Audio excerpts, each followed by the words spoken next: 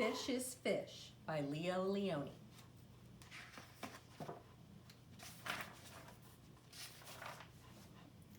At the edge of the woods there was a pond, and there a minnow and a tadpole swam among the weeds. They were inseparable friends. One morning the tadpole discovered that during the night he had grown 2 little legs. "Look," he said triumphantly, "look, I am a frog." "Nonsense," said the minnow. "How could you be a frog? If only last night you were a little fish just like me." They argued and argued until finally the tadpole said, "Frogs are frogs and fish is fish, and that's that."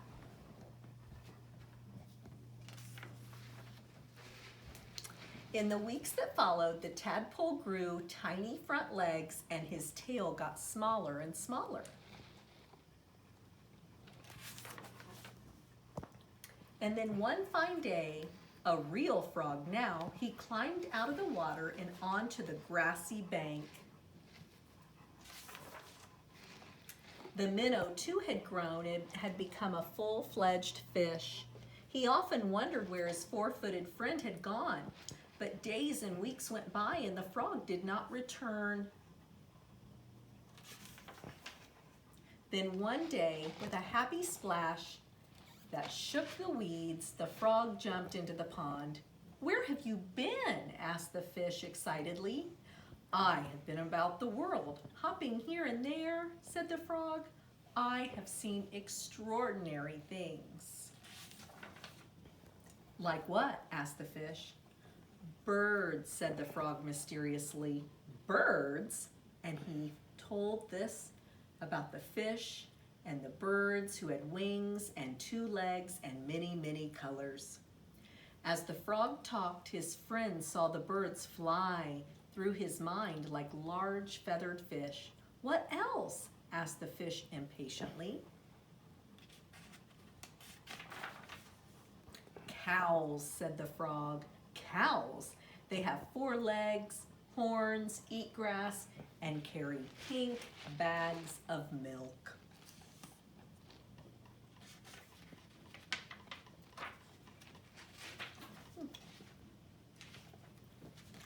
"And people," said the frog. "Men, women, children." And he talked and talked until it was dark in the pond.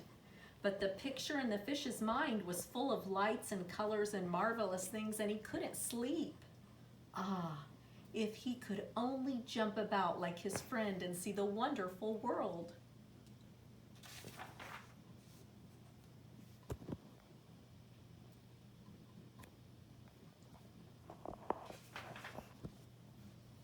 And so the days went by. The frog had gone and the fish just lay there dreaming about birds in flight, grazing cows, and those strange animals all dressed up that his friend called people.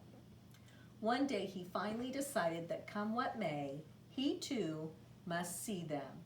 And so with a mighty whack of the tail, he jumped clear out of the water and onto the bank.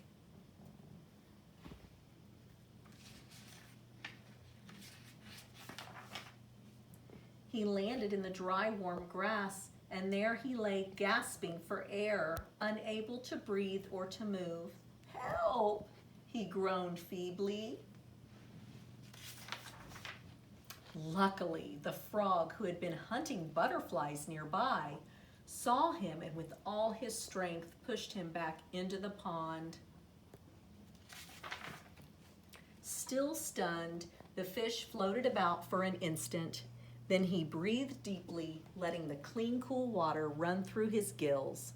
Now he felt weightless again, and with an ever so slight motion of the tail, he could move to and fro, up and down as before. The sun rays reached down within the weeds and gently shifted patches of luminous color. This world was surely the most beautiful of all worlds. He smiled at his friend the frog, who sat watching him from a lily leaf. "You were right," he said. "Fish is fish."